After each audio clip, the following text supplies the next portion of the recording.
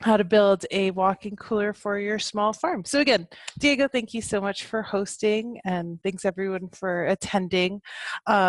We put this little DIY guide together for those looking to build a economical cooler for for a small farm, or if you have an egg business or something along those lines. Essentially anywhere you might need affordable cooling, and the CoolBot can help you out with that. So we can get started here. The CoolBot was invented about 12 years ago by a small farmer for other small farmers who needed cold storage. So yeah, we've got lots of friends in the agriculture business. So definitely farming, creating coolers for those small farms is very important. No one wants post-harvest loss, so this is an economical option to scale that issue. So in this guide that I'm going to go over, we're going to learn the cost of building a walk-in cooler, essentially where to put your cooler, insulating set cooler, getting it all set up, and get you up and running with affordable cold storage. So getting on to the next page. So standard walk-in cooler, if you were to pick up the phone, I mean, that can cost you anywhere from $6,000 to $10,000. In addition to all these upfront costs, if you reach out to specialist to come, HVAC maintenance guy to help you out and repair the cooler, sometimes those visits start at $100. So enter in the CoolBot and you can have that same refrigeration system, but spend maybe $2,500 to $3,000 for it. If you want to get even more economical, we do have some people who use existing lumber and insulation, which allows them to build their cooler for even less. So that will be for upfront costs, and the savings definitely don't stop there. The CoolBot does use a lot less energy than a traditional refrigeration system, so electric bills are lower, as the CoolBot's running that cooler very efficiently.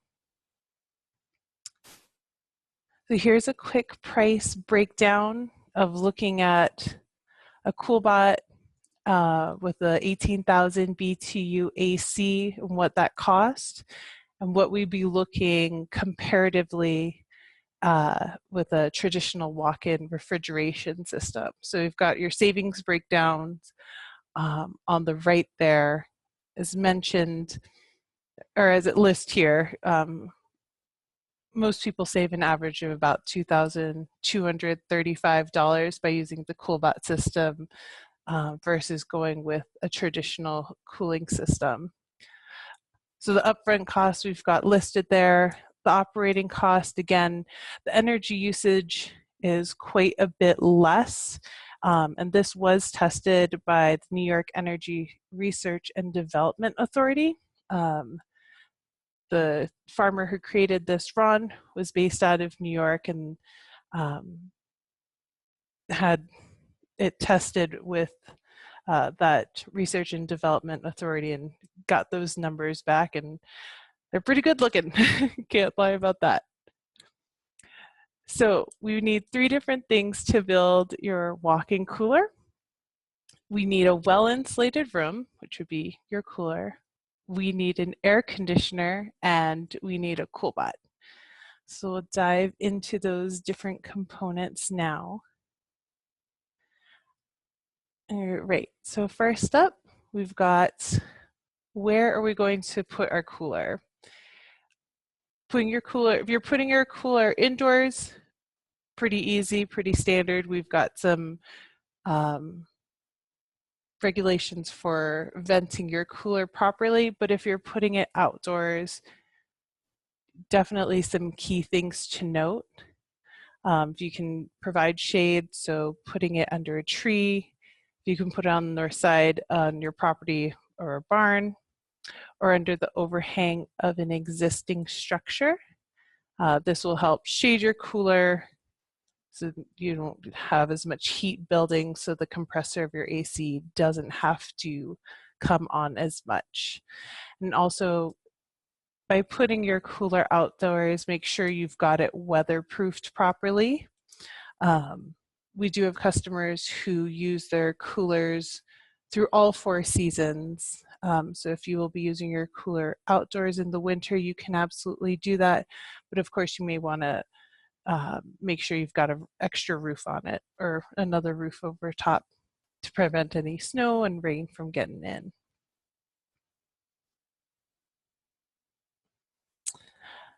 Next key note, insulation is kind of your key to success on your cooler. We recommend spending a little bit more on your insulation to make sure that you get that right. By spending a little bit more money now, you'll save more money down the road. So we're kind of going to look over rigid foam insulation on this presentation. You can definitely use spray foam insulation. For either rigid foam insulation or spray foam, we're recommending that you use at least 4 inches or get up to at least R25.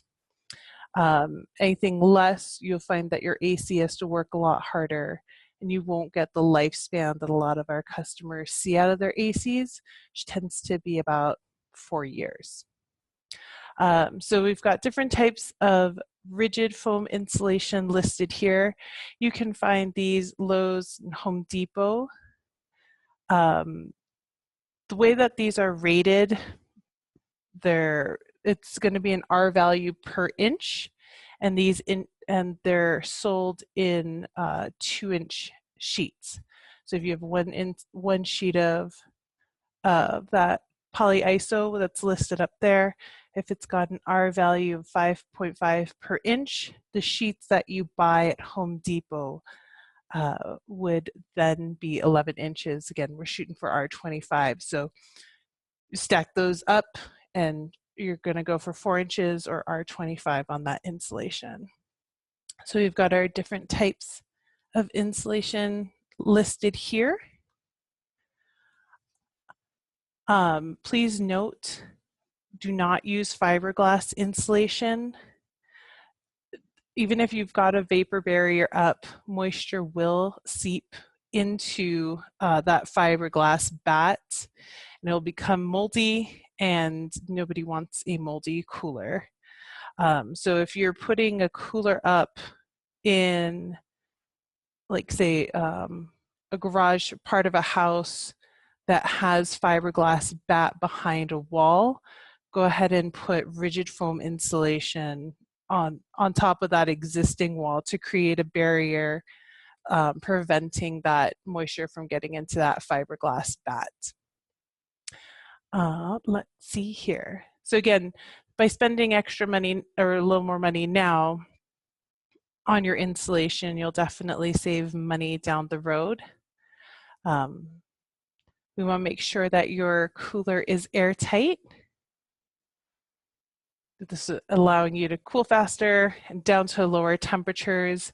When you're setting up your cooler, just using cans of spray foam insulation, like Great Stuff, to get between any cracks or the seams between the insulation sheets.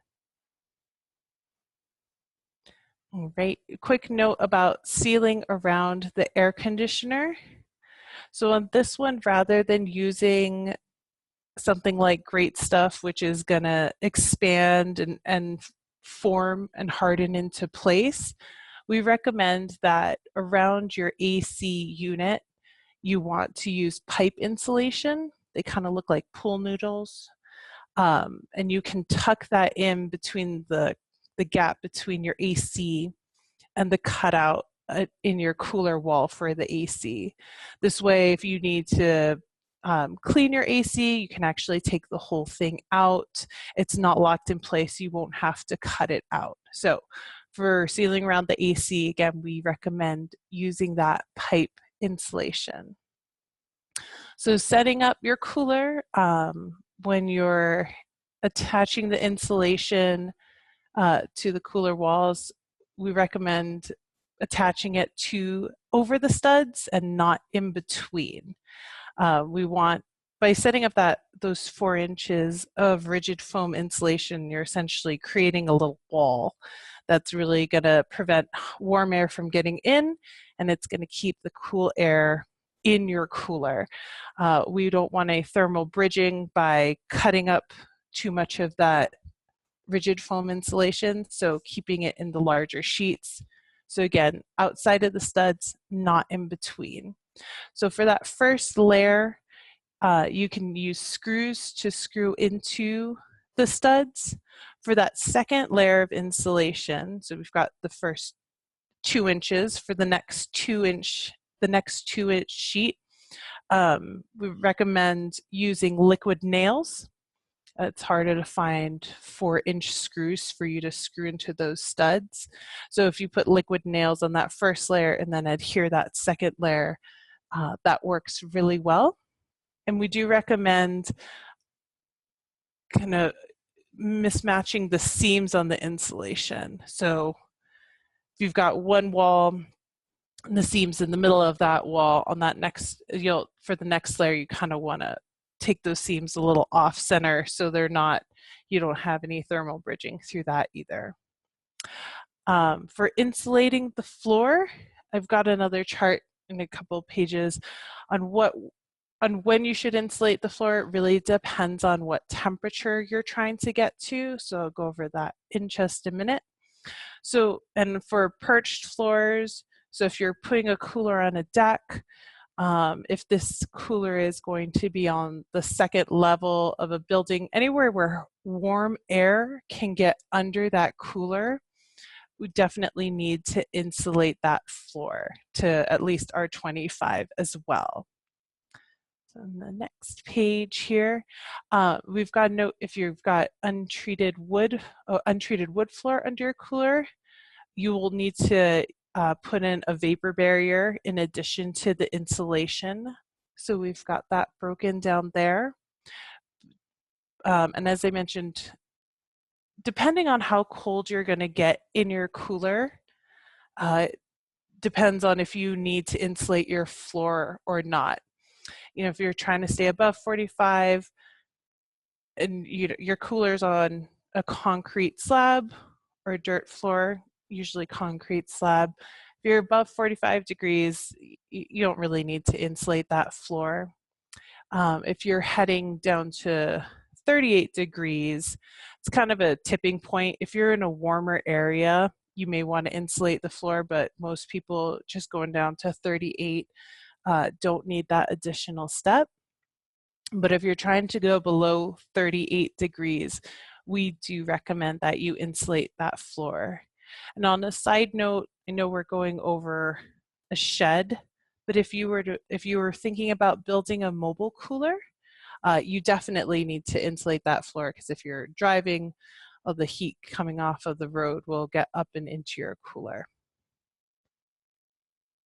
Our next page here. So on insulating a floor, it's extremely easy. Place foam on floor and place some treated plywood directly on top of it. So you can paint that plywood, or if you go down to Home Depot or Lowe's, you can purchase treated plywood. That will prevent any moisture from getting in. Do note, because you are in a cooler and there is some moisture with that painted plywood, if you want to put, some people will put the painted plywood down and then tile that. That may cause some issues with moisture and causing your floor to be slippery. So just keep that in mind as well. But some customers will just put down rubber mats, and that will prevent any slipping issues.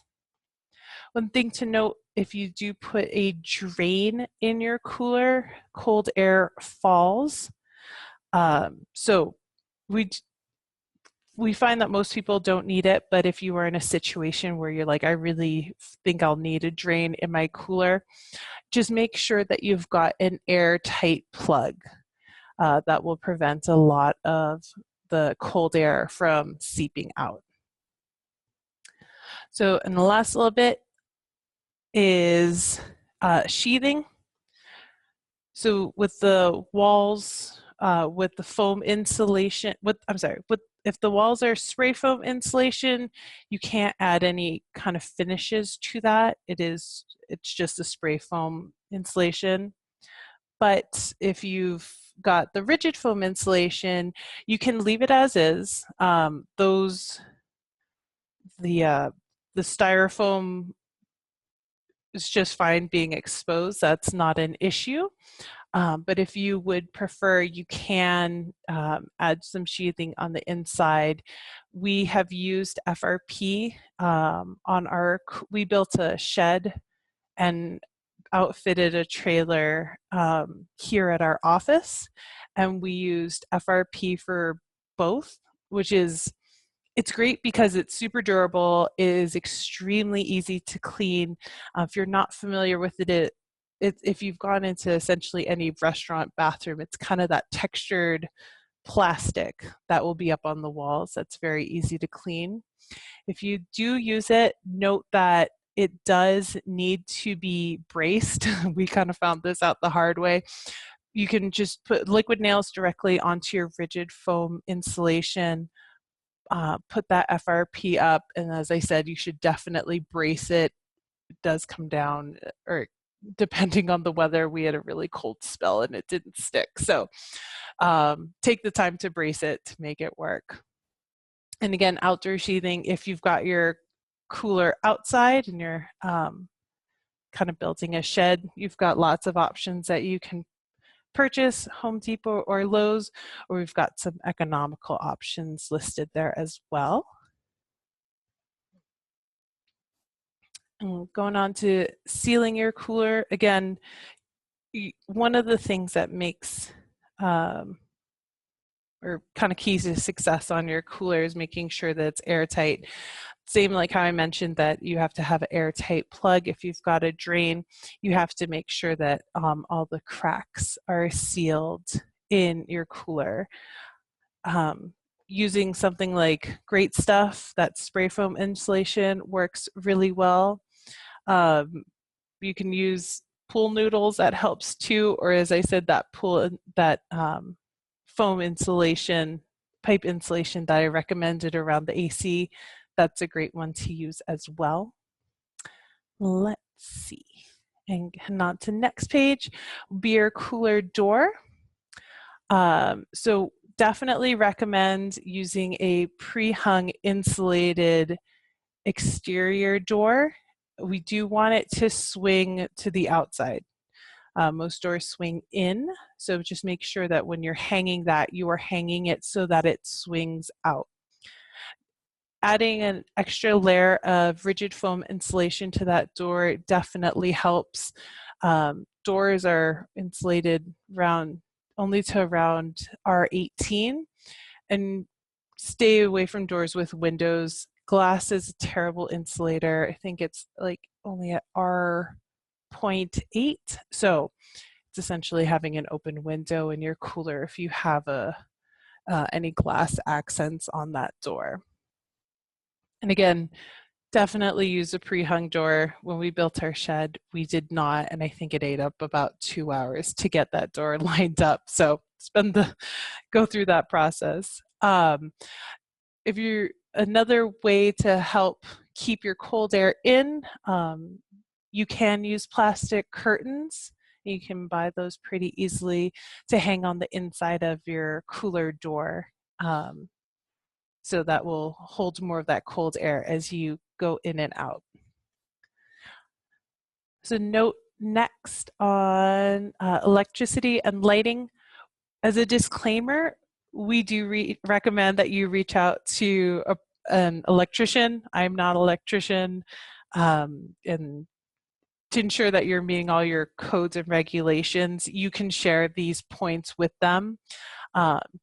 As a cooler is a moist environment, you will need to use outdoor rated light sockets and outlets. But please share this with an electrician while you're setting up your cooler, just to make sure your cooler is successful. Next, all right, so we've built our cooler. Next, we need to select the right air conditioner.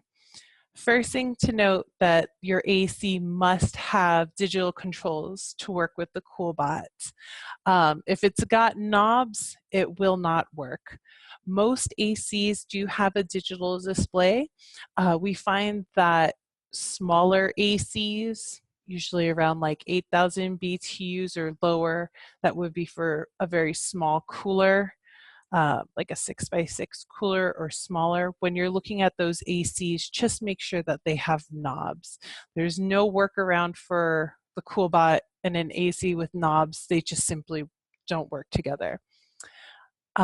So the CoolBot works with most window ACs and mini splits.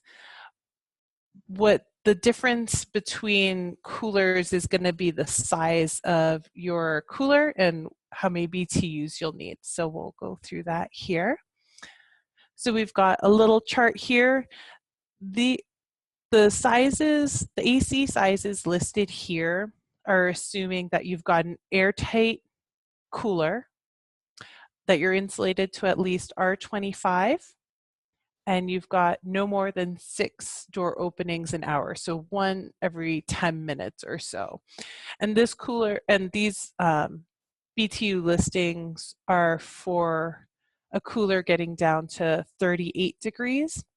We've got a handy calculator on our website that you can just plug in your dimensions and it will recommend what size AC you need, or you can always reach out to our customer service team. As far as AC types, it's easiest to grab a window AC. You can get those online. You can get those in most home improvement stores, so easy to get. If you can definitely do a mini split or a ductless AC as well. They're a little more expensive, but they work just as well. Through the wall ACs, again, you can absolutely do them, but honestly, they're a little more expensive than window ACs. If you already have a through the wall AC, go ahead, stick with it, because it'll absolutely work. But know that they tend to be a little more expensive with the window ACs, which work perfectly fine. Portable ACs, we advise that you stay away from them. They aren't capable of cooling very low. They get down to about 55, 50 degrees, and they're very noisy and they use a lot of electricity. So we recommend that you stay away from those. When it comes to AC brands, LG is our go-to brand. They are easy to install. They work well with the CoolBot. And most of the CoolBots that we've got out in the field are paired up with LG ACs. They just work great. They have released a new line this year of LG ACs that have an inverter. We're going to see if we can get one and check if it has a secondary sensor, which is something we'll touch on here in a little bit. So not 100% sure on those, but their standard window ACs work great. Other recommended brands, Danby, that's a great go-to. Another is Hair. They work very well. Please note that models beginning with HWE, which I think is their offshoot with Walmart and Sam's Club, the CoolBot does not pair with those models. So just double check to make sure that it doesn't start with those, that HWE. Frigidaire also works well. They do have a secondary sensor. So most ACs just have one. Others have a secondary sensor, which is kind of the AC's backup way of making sure it's not going to get too cold. So we've got videos on our website, and you can talk to us on how to locate and not remove because you don't cut it, but just to work around that secondary sensor so that you can get it up and running. So that's just something to note with that brand of AC. Also with Frigidaire, we have found, we had an awesome customer who reached out to us after sitting in his cooler for a couple of hours because he had his cooler set at 34 degrees for his eggs, but was finding that his cooler was still getting too cold. One of the things that Frigidaire has done is they've put in an extra little bit of runtime. So anytime the compressor comes on, the compressor runs, the CoolBot says, hey, it's time to, the heater wire on our CoolBot shuts off, and I'll go into that in a little bit. But what that essentially does is the compressor of the AC will cut off. For some reason, the Frigidaire has an additional 5-minute runtime. So it'll tend to get your cooler a little colder than you set it at. Again, if you already have a Frigidaire, call us. We know how to work around this. But if you're still looking at purchasing, just know that that's one of the features that Frigidaire has. GE units are very model specific. I've got a longer list on our website. And this is all customer feedback that we've gotten. So people are kind enough to let us know what has worked for them and what hasn't. So it's extremely model specific. If you're standing looking at a GE and you're just like, man, I don't know if this is going to work, give us a call. We can totally help you out. All right, so installing your AC. So we've got our cooler built. We'll put that AC into that hole. Again, we want to use a type of insulation that we can easily remove instead of something like spray foam, which will harden into place. When you're putting in your CoolBot and AC, we do want you to put your AC at eye level. We want to make sure that the AC blows down the length of the cooler.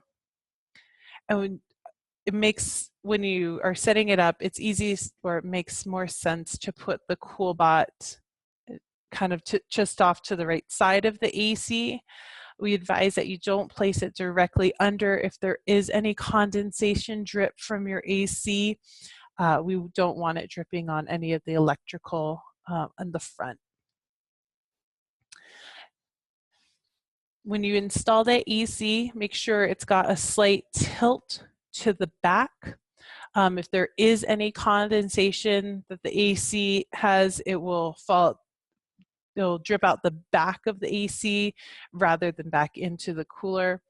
If you're putting your cooler indoors, we have people, if they're living in a place with a lot of humidity and they find that their AC does have a lot of condensation, you can just put a little tube at the bottom of that and have that funnel into a bucket so it's not dripping on the floor.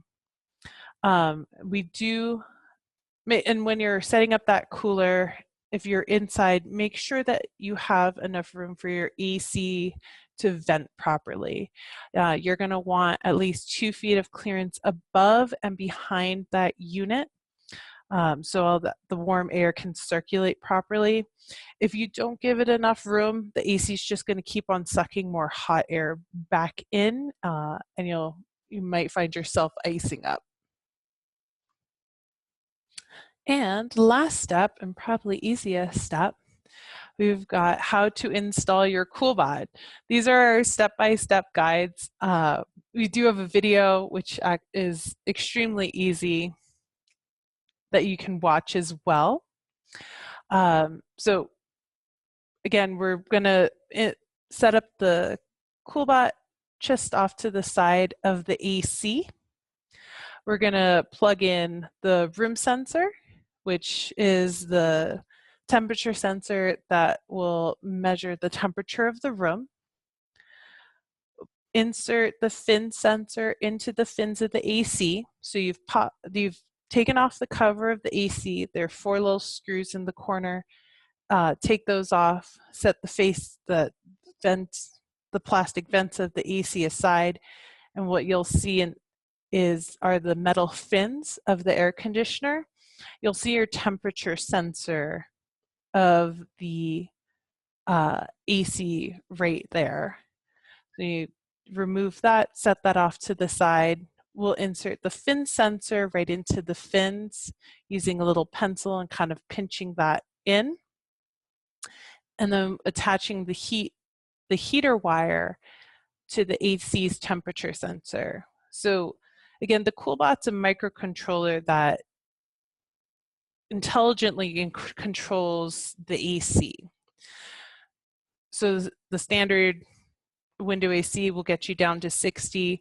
By placing that heater, the heater from the CoolBot up against the AC's temperature sensor, wrapping those in a little piece of foil, your AC will think that you haven't reached your set temperature, and that's why it continues to pump out cold air. That fin sensor will let the CoolBot know if it's detecting any ice on the fins. And if it detects that, the heater cable will shut off and it will allow the AC to cycle through a defrost. And the room sensor will let you know when, or will let the CoolBot know when it's reached your set temperature. So again, these are step-by-step directions here, and we've got a video that you can watch as well. We've got that, and here's a quick little guide. We've got our CoolBot, we've got our AC. You can see inserting the room sensor hangs freely. The fin sensor will go directly into the fins of the air conditioner, bottom and center, and you'll wrap up the heater cable and the AC's temperature sensor together, and you'll hang those off to the side, not directly in the airflow of the AC, or else you might get false readings. And we've got some ideal temperatures for storing common fruits and veggies. If anyone would like to refer to this, again, Diego's posted or shared this PDF as well.